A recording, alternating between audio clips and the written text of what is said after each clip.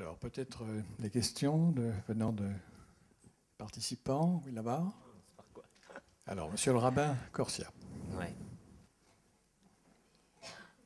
Bon, comment ne pas partager ce qui est dit sur les principes?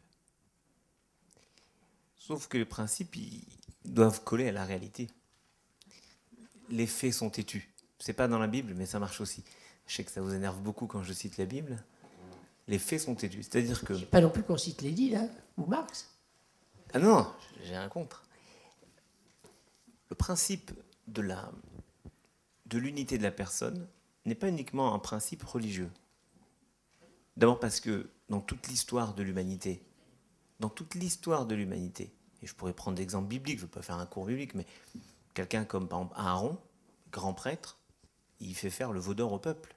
Et la Bible montre la dualité de cette personne, capable de transmettre la bénédiction et en même temps de laisser faire, de pousser quasiment le peuple à faire le veau d'or, parce que les hommes et les femmes sont duels, et même plus. J'aime cette idée que limiter quelqu'un à une seule de ses identités, c'est la base du racisme. Nous sommes un éventail de choses, et peut-être que ce qui nous qualifie le mieux, c'est le fait d'être français dans tout ce que ça implique, avec d'autres choses qu'on met dans un pot commun. Donc ça, je suis d'accord. Mais l'unité de la personne, c'est aussi une forme d'authenticité. Et même si je ne suis pas pour une sorte de grand dévoilement de la vie privée des hommes et des femmes politiques, j'estime qu'il y a une logique à aller chercher l'authenticité de la personne. Je pense que ce brave homme qui votait pour le Canuet mais qui battait sa femme, son enjeu... Il est imaginaire, bien sûr. Dommage, il me plaisait bien. Parce que Je ne suis pas sûr que tout le monde François connaisse... Bayrou. voilà. Je ne suis pas sûr que ça soit encore parlant pour un certain nombre de personnes, le Canuet. Oui, mais je crois que l'idée de base, c'est de dire que quelqu'un qui n'arrive pas à garder ses valeurs fondamentales dans sa vie privée, qui ne sont pas des valeurs simples. On a vu le président de la République a divorcé quelques fois, il n'est pas illégitime. Non, il n'est pas illégitime. Dans le passé, des présidents ont caché des vies. Ça n'a pas empêché qu'ils soient des présidents. C'est pas ça la question. La question, c'est qu'à un moment, il faut une forme d'honnêteté. Ça ne va pas dans ma vie, donc je prends une décision qui remet ma vie au clair. Mais cette idée d'authenticité d'une personne, c'est-à-dire de cohérence globale de la vie, elle est intéressante, et c'est cette idée-là qui ne peut pas marcher avec l'idée de séparer les ordres, privé, public. Parce que l'éducation de l'enfant ne commence pas à la maternelle, elle commence dans la famille, c'est-à-dire dans l'espace privé. C'est dans l'espace privé qu'on apprend la propriété, qu'on apprend le respect, qu'on apprend l'amour, qu'on apprend le don, qu'on apprend à recevoir, qu'on apprend les interdépendances. C'est dans l'espace privé. Et les professeurs n'ont pas besoin d'aide, ce sont les parents qui ont besoin d'aide. Les parents sont ceux qui éduquent avec l'aide des enseignants. Ce n'est pas les enseignants qui éduquent avec l'aide d'une communauté éducative dont je ne crois absolument pas. Et pour revenir au titre, mais qu'on a apparemment tous oublié, transmission des valeurs, il me semble que la plus grande des transmissions se passe par l'exemplarité. Et l'exemplarité, c'est aussi l'exemplarité du comportement. Ma fille qui a 14 ans, qui passe sa vie à envoyer des textos avec son BlackBerry, c'est-à-dire envoyer des BBM. Je traduis des sémaphores plus rapides par signe. Bien. Elle me dit, mais pourquoi j'ai pas le droit? Parce que la dernière fois, j'hurle quand elle fait ça à table, évidemment, bon, je lutte comme je peux. Et elle me dit, oui, mais pourquoi j'ai pas le droit? La prof, la dernière fois, elle nous a donné un devoir, et pendant qu'on faisait le devoir, elle a répondu au téléphone. Qu'est-ce que je peux lui répondre à ça? Rien. C'est l'exemplarité. Or, l'exemplarité, c'est un tout. C'est un tout qui va de la vie privée à la vie publique.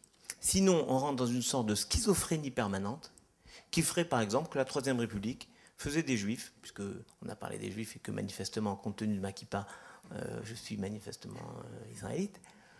Pas de Tunisie, mais je ne peux pas avoir tous les défauts. Et donc, là, je vais envoyer, non? On est un partout, là. Voilà, ça c'est bien, comme ça j'ai réglé mes comptes. Un partout. Un partout. La Troisième République disait aux Juifs, il faut être juif chez soi et français à l'extérieur. Ça faisait des gens 50%, 100% de leur temps schizophrènes. Et moi je pense qu'il faut être tout ce que nous sommes, c'est-à-dire français, juifs, footballeurs, amateurs de football dans quelques heures, bref, à plein temps chez soi, à plein temps, c'est-à-dire à l'extérieur, parce que nous sommes un individu et qu'on ne peut pas scinder l'individu dans des zones et dans des moments. Voilà pourquoi je pense qu'il y a une logique à rechercher une forme de cohérence et des hommes et des femmes politiques et dans la vie de manière plus générale. Alors, la réponse. Non, je cherchais. Vous pouvez l'applaudir, il est toujours aussi brillant. Hein, mais j'espère que vous applaudissez que le brillant.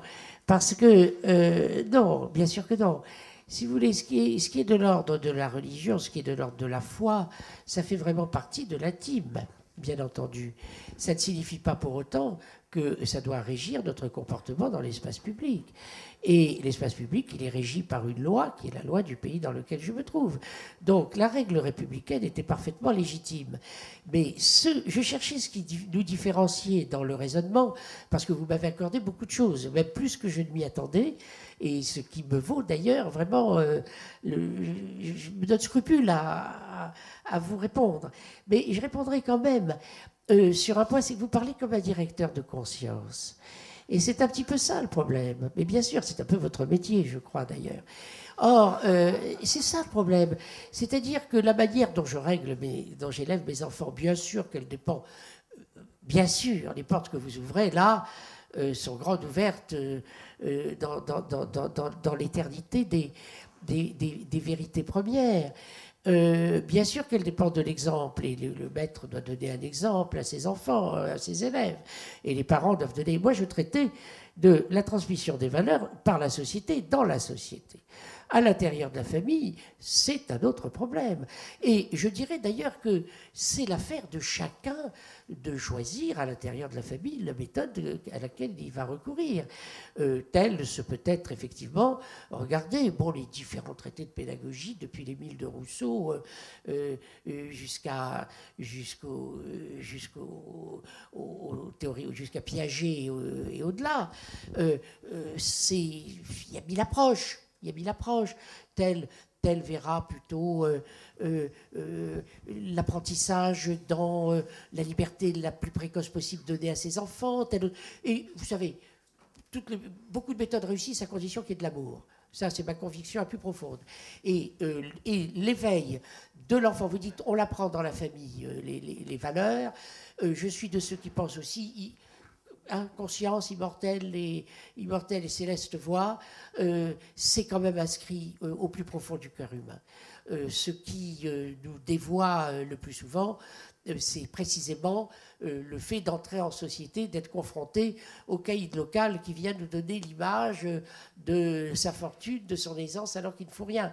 C'est là que commencent les perversions. C'est lorsque l'on se trouve confronté en permanence dans la société à travers un autre mythe que je réprouve, qui est le mythe, l'idéologie de la transparence, à l'invidia, quand on est constamment confronté à... Vous êtes d'accord là, Yves Corsia, je le dis à la caméra qui devrait aller le filmer. Beaucoup plus intéressant que moi en plus. Mais là, bien sûr, là, l'envie, je vais vous raconter une brève anecdote qui était en 1975. Milan Kundera arrive en France. Nous nous promenons sur le boulevard Saint-Michel. Il y avait là un numéro du Nouvel Observateur qui inaugurait les enquêtes à l'américaine sur la fortune des hommes politiques. Alors, il y avait deux choses comiques là-dedans. D'un côté, évidemment, l'indignation montrée du doigt des hommes politiques, il a ceci, il a cela, et du coup, aussitôt, les gens découvraient stupéfaits qu'un homme politique n'est pas uniquement un bon pasteur, uniquement préoccupé de lire la Bible et d'essayer d'en tirer des vérités générales qu'on tire plus facilement de son propre fond sans passer par ce détour. Et il y avait également les réponses des hommes politiques. C'est-à-dire tels qui disaient « Oui, bien sûr, j'ai des œuvres d'art sur mes murs, mais c'est des copies. » C'est des copies. Ou tel autre jeune appartement, mais alors c'est à chier, c'est épouvantable, vous ne pouvez pas imaginer ce qu'il est moche. Mon appartement, si on avait demandé de parler de sa femme, il aurait employé les mêmes termes. Et on a culpabilisé, si vous voulez, aussi les hommes politiques dans des proportions telles qu'ils ne parvenaient même plus à assumer leur état. Voilà. Alors ça, je pourrais gloser interminablement là-dessus, mais vous avez parlé en directeur de conscience. C'est-à-dire que, après tout, la manière dont j'élève mes enfants, c'est quand même mon affaire. Ce qui est important, en revanche, ce sont les principes que j'ai acquis, moi, au cours de ma formation, à l'école, dans l'expérience de ma vie, dans le cadre de mon activité professionnelle, et dans le fait que peut-être je me serais évertué, le mot d'ailleurs je le choisis à dessein, à me conformer à un certain idéal du moi. Mais ça, si vous voulez, il n'appartient à personne de l'exiger de moi. En revanche, il est beaucoup plus important qu'on exige de moi que je serve l'intérêt général et que je concours le mieux possible, non pas au bien commun, mais à l'intérêt de tous. Allez-y, monsieur. Allez-y. Pasteur Jean-Pierre Rive de la Fédération protestante. Je veux tout d'abord dire que je soutiens mon collègue, le rabbin Corsia, sur ce qu'il vient de dire. Je crois que, enfin, je ne réponds pas à vos petites polémiques sur la religion dans l'intime, et je pense que c'est un faux débat. La religion a le droit de s'exprimer publiquement. Mais au niveau des valeurs, je pense que, en gros, on va dire qu'il y a un accord assez fondamental sur les valeurs que nous voulons soutenir. Le problème, et c'est là où je suis complètement d'accord avec le rabbin Corsia, nous manquons de témoins. Aujourd'hui, on parle de pédagogie, on parle de transmission, mais nous n'avons pas de témoins. Et là, il m'a semblé entendre une petite contradiction dans vos propos, c'est-à-dire vous dites, moi je ne sais pas, au fond, la vie de l'homme public et sa vie privée, et en même temps, vous dites, à l'école, on doit de toute façon faire rapidement des exercices pratiques lorsque l'on transmet des valeurs. Et je crois qu'effectivement, nous manquons, au niveau de l'image et au niveau des médias, nous manquons de ces témoignages, j'allais dire, de nos élites, porteurs de valeurs qu'ils veulent par ailleurs transmettre. Et je crois que c'est une des grosses problématiques de notre société actuelle, c'est que nous sommes, de fait, je pense, sur un certain consensus au niveau des valeurs que nous voulons défendre et mettre en œuvre, mais par contre, nous sommes extrêmement laxistes sur le témoignage que nous pouvons donner les uns et les autres. J'aimerais presque vous laisser le dernier mot, monsieur le pasteur, parce que vous touchez un point sensible là. Bien sûr que je vais dans votre sens, mais je m'interroge, voyez-vous, sur la raison pour laquelle on a de moins en moins de ces passeurs, comme dit un autre homme politique dont on entend parfois parler, qui est M. de Villepin, qui parle de passeurs, non, contre passeurs. Bon, il faut les passeurs. Non, je suis tout à fait pour les passeurs, mais pourquoi est-ce qu'il n'y en a pas? Est-ce que c'est pas peut-être parce que...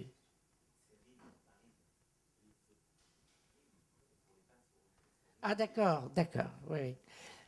Pourquoi est-ce que, donc pasteur est très bien, pourquoi est-ce que... Mais peut-être parce que justement, il y a trop de caméras braquées sur les gens.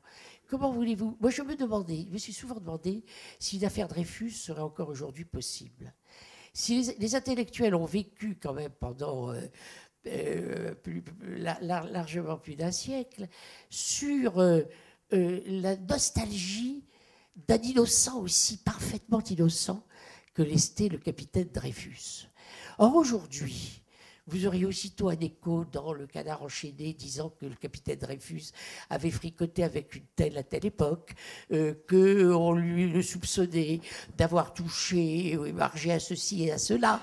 C'est-à-dire que ce qui était cantonné aux seules calomnies de la droite et de l'extrême droite contre Dreyfus serait aujourd'hui la vulgate de la société tout entière, parce qu'au fond, il n'y a plus aucun individu qui puisse échapper, sauf un saint. Alors non, peut-être qu'il nous manque des saints. On en a, mais les saints, justement, ils se cachent. Ils se cachent. Bon, à part Haïm Corsia, qui, lui, ne se cache pas, et qui a beaucoup de mérite, et on lui en rend justice, et vous, il se cache.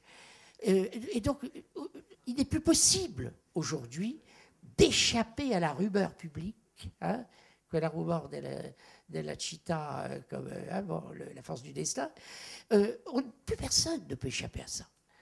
Et du même coup, justement, ce qui faisait de Dreyfus l'emblème même de l'innocence, parce que l'homme au sujet duquel il fallait rétablir la vérité, c'était plus possible.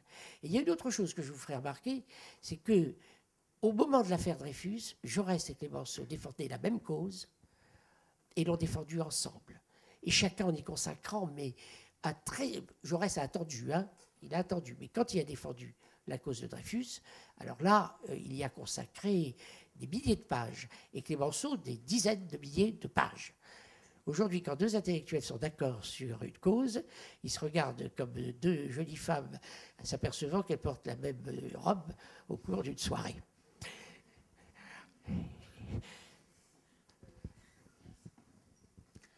Alors là-bas, depuis un moment, monsieur, oui.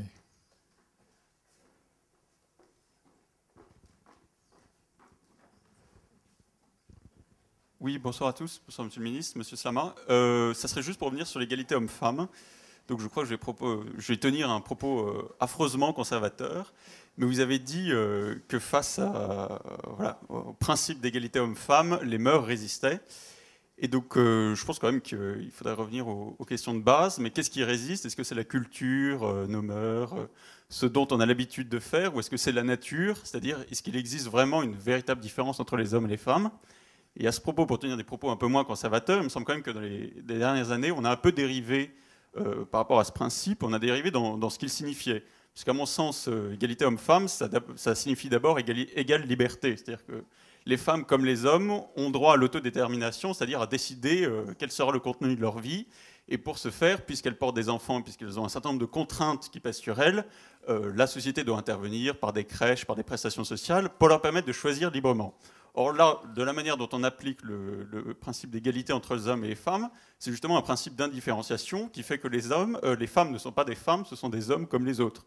Donc j'en veux pour preuve, par exemple, les dernières jurisprudences de la Cour de justice de l'Union européenne, qui par exemple a déclaré contraire au droit européen des dispositions du droit français qui permettaient aux mères de familles nombreuses de partir à la retraite plus tôt, puisque justement, voilà, elles avaient travaillé. Elles s'étaient occupées quand même, on sait que la répartition des tâches au foyer n'est pas totalement égalitaire, mais ça c'est temporaire je pense.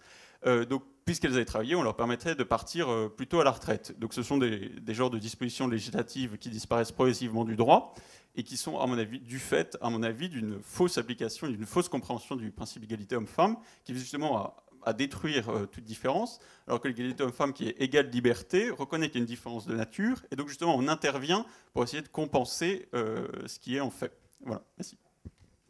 Est-ce qu'on a le droit, dans vos lundis, d'aborder à peu près tous les sujets, même s'ils n'ont pas un rapport direct avec le thème central, Monsieur le Ministre? Est-ce que vous avez fait d'entrée? Mais il y a toujours un moment où je demande l'autorisation quand même. Bon. Alors, je vais continuer sur les 7 bases sur lesquelles je me suis installé, qui ne sont pas si confortables, vous savez. Alors, c'est que, regardez, on a un paradoxe. Quel a été l'argument majeur qui a plaidé, de celles qui ont plaidé en faveur et de ceux qui ont plaidé en faveur de la parité? C'était précisément la différence. Il y a 2 sexes. Et à partir sur la base de cette différence, il y a 2 sexes. Il est normal que chacun ait un niveau de représentation rigoureusement équivalent. Quel a été l'argument qui a été évoqué par les adversaires de la parité, comme par exemple Madame Badinter? Ça a été « on ne naît pas femme, on le devient ». Vous allez avec la parité enfermer la femme dans sa condition de femme. Donc vous voyez qu'il y a quand même un paradoxe. D'un côté, à plaider la thèse de la parité, et puis de l'autre, en effet, à développer dans des jurisprudences la thèse que vous venez d'évoquer, qui a par exemple affecté également le travail nocturne des femmes, puisqu'il n'y avait pas de raison pour qu'elles aient un statut différent de celui des hommes pour le travail nocturne. Donc, il y a là 2 types d'argumentation qui sont rigoureusement symétriques et qui, chacun, repose sur des prémices différentes, mais qui sont porteurs, l'un comme l'autre, d'avancées juridiques en faveur des femmes. J'avoue que j'ai été hostile à la thèse de la parité pour la raison contraire de celle que vous avez avancée, c'est que je pense effectivement qu'on enfermait les femmes dans une communauté des femmes et dans une condition de femmes qui était extrêmement nuisible dans la mesure où c'était en contradiction avec ce principe et cette notion d'autonomie de laquelle je suis parti, n'est-ce pas, Et vous voyez donc qu'il y a quand même une logique dans notre propos.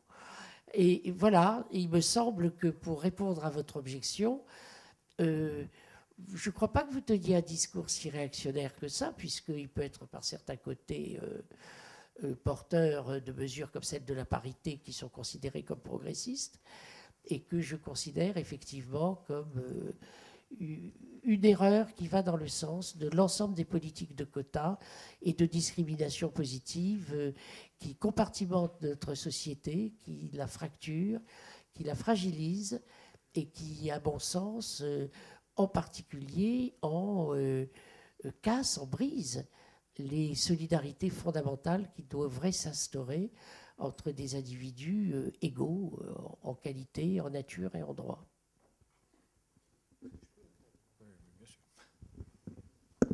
Merci. Je vais respecter la règle des 90-10, c'est-à-dire que dans un débat, quand on intervient, on ne dit pas les 90% avec lesquels on est d'accord, mais on se contente d'essayer de se singulariser par les 10% sur lesquels on n'est pas d'accord ou on a des nuances. Et donc je ne vais pas dire tout ce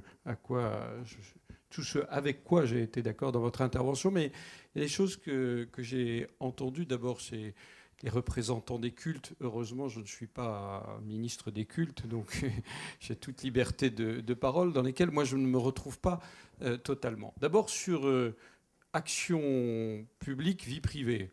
Il se trouve que c'est un sujet de dissertation sur lequel j'ai eu un peu l'occasion de réfléchir ces 18 ou 24 derniers mois, donc ça me parle, comme disent les jeunes, plus que d'habitude. Mais je ne suis pas entièrement convaincu du fait que ce soit un très grand progrès de briser l'espèce de muraille de Chine qui existait entre la vie publique et la vie privée. Moi, j'y vois plutôt un signe de régression et poussé à l'extrême sur longue durée, sachant en plus ce que sont les... Oui, c'est pour ça, là, c'est une petite nuance par rapport à ce que j'ai entendu de la salle, pas de vous, mais je viendrai à vous après, rassurez-vous. Je pense qu'en plus, avec les moyens modernes, où tout est filmé, vous l'avez dit, mesuré, etc., ça devient de plus en plus compliqué. Moi, je crois que je suis au moins d'accord sur un point. La vie privée d'un homme politique ne peut être, selon moi, mise en cause que, évidemment, si elle est délictueuse ou criminelle, la question ne se pose pas, ou si, effectivement, elle pose problème, par ailleurs, par rapport aux valeurs qu'il est supposé porter et incarner. Mais là s'arrête la limite quand même. Parce que pour le reste, d'autant que sur la notion d'exemplarité, parce que qui dit exemplarité dit un peu reproduction. Et moi je suis prisonnier d'un système de pensée qui pense que l'éducation, qu'elle soit des individus ou des peuples, c'est un système d'émancipation. C'est de donner à chacun les moyens de choisir sa propre voie, son propre destin. Et il n'est pas exclu que les pères veuillent que leurs enfants les dépassent, au propre comme au figuré.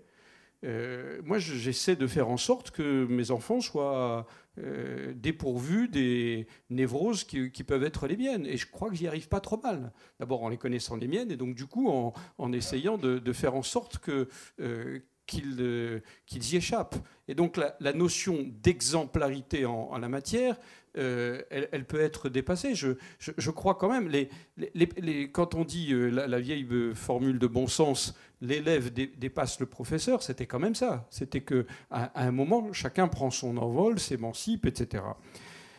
La deuxième chose, c'est que quand vous avez dit, j'ai pas compris, c'était il y a un siècle et demi qu'on disait soyez juifs à la maison et français à l'extérieur, c'est bien ça?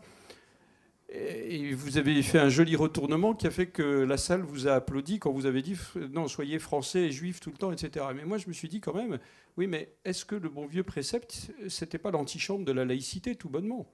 Est-ce qu'au fond, l'une des clés, c'est de ramener, alors ça n'interdit pas, vous l'avez dit à juste titre, sur le plan et moral et juridique, etc., qu'il y ait des expressions publiques de la foi dans l'espace public. avec les limites que l'on donne et que l'on connaît. Mais moi, je crois quand même que l'un des concepts les plus modernes, c'est justement celui de la laïcité, au sens distinction religion, vie privée de vie publique, mais on pourrait en débattre.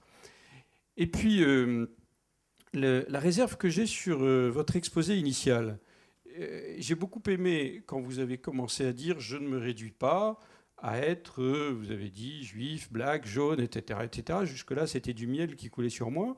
Puis je me suis figé quand vous avez dit même français. Alors je me suis dit, je me fige parce que je suis ministre ou parce que ça me touche plus profondément. Et à la réflexion, c'est quand même parce que ça me touche plus profondément, au sens où je pense que être français, en tout cas dans la définition que j'en ai, c'est adhérer à un système de valeurs. Et c'est justement être le produit d'une nation qui s'est voulue construite sur le dépassement de toute origine, qu'elle soit ethnique, religieuse, etc. Et lorsque vous dites « ce nominalisme est une forme d'enfermement », moi je ne m'y retrouve pas. Je veux dire par là que justement, c'est, selon moi, la clé de toutes les possibilités et de toutes les ouvertures, puisque précisément, être français ne se réduit ni à une ethnie, ni à une religion, ni à une couleur de peau, etc. etc. Et il n'y a pas contradiction. Autant on dit toujours la vieille formule de Braudel et de quelques autres avant lui, la France est à la fois unité et diversité, mais nous-mêmes, nous sommes unité, nous avons une colonne vertébrale et diversité, fruit de toutes nos origines, nos histoires, nos rencontres, etc. Mais je pense qu'il sera très difficile de faire une communauté nationale, une nation au sens propre du terme, une famille, une communauté, sans ramener quand même à ce qui nous unit. Ça ne veut pas dire que ce soit une déclaration de guerre à la diversité. Je suis en plus supposé la porter dans ce ministère par des tas d'actions, etc. Donc je veux bien, moi aussi, concourir à l'hymne à la diversité. Mais je pense quand même qu'il y a une unité, même une identité, même si vous n'y souscrivez pas, des peuples comme des individus. Et je ne crois pas, moi, que ce soit un système de fermeture aux autres. J'y vois, moi, la clé et les racines possibles d'une ouverture. Nicolas Sarkozy dit une nation ne peut pas s'ouvrir aux autres, à l'Europe, à la mondialisation, etc., si elle n'est pas elle-même sûre de ses valeurs, de ce qui la lie, si vous ne créez pas une société de confiance. Exactement comme un enfant, vous essayez de lui donner confiance en lui-même pour qu'adulte, finalement, dégagé du regard de ses parents, qui de toute façon vont devoir le quitter à un moment ou à un autre, il ne se réfère plus à ce que dirait papa ou maman s'ils étaient là, mais à ce que les valeurs qui lui ont été transmises et ce qu'il s'est lui-même forgé. Donc je crains un peu dans ce que nous avons dit, dire être français, c'est être nominaliste, exemplarité et projecteur sur la vie privée. Ça n'est pas tout à fait la société dans laquelle je me projette.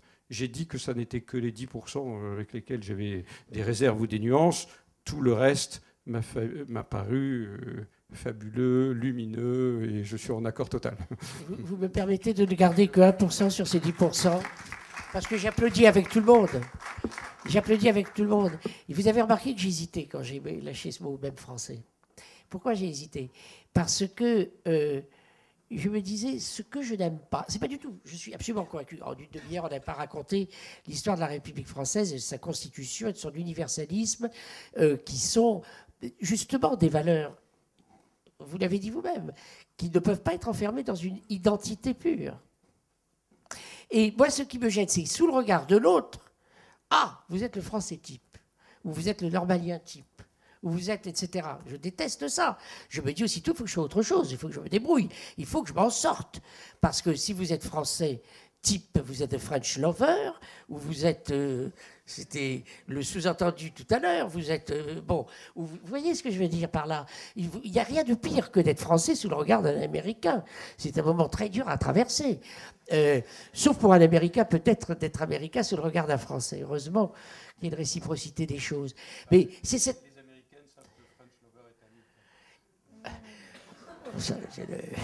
Je vous laisserai prendre cette responsabilité, monsieur le ministre, étant donné mon refus absolu d'interférer, n'est-ce pas, d'abattre les cloisons. De ne pas abattre. Oui. Bon.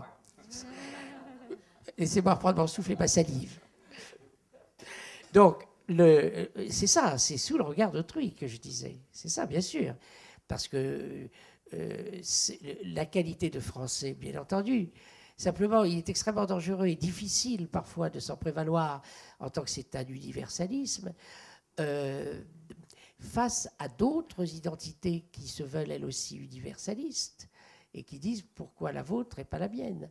Et c'est là que le problème commence à se poser et qu'il a été en général résolu par le concept de l'intégration républicaine, de la synthèse républicaine, qui avait sa grande vertu. Bon, alors républicain français, ça j'assume totalement. Français dans l'acception, moi je suis français, monsieur, ça me fait penser à cet échange, à monsieur qui félicitait un autre de porter une décoration de la Légion d'honneur assez voyante, d'un grade assez élevé. Et cet homme qui avait été croix de feu répond, c'est à titre militaire, monsieur. Et l'autre lui dit, oh, vous savez, ça fait toujours plaisir quand même. Bon. Ce qui montre d'ailleurs l'évolution des esprits et des mentalités par rapport à ça, justement, et cette manière d'afficher ou d'affirmer sa qualité de français, c'est tout. Mais je ne l'ai fait que vraiment sur la pointe des pieds, sur le bord de vos 10%, enfin 1 ou 2%, mais pas davantage. Si on veut respecter l'horaire, on s'arrête là. Merci à tous. Merci, Monsieur le ministre. Merci à Alain Gérard Slama qui a su justement ne pas se laisser enfermer dans l'intitulé initial de sa conférence. Voilà.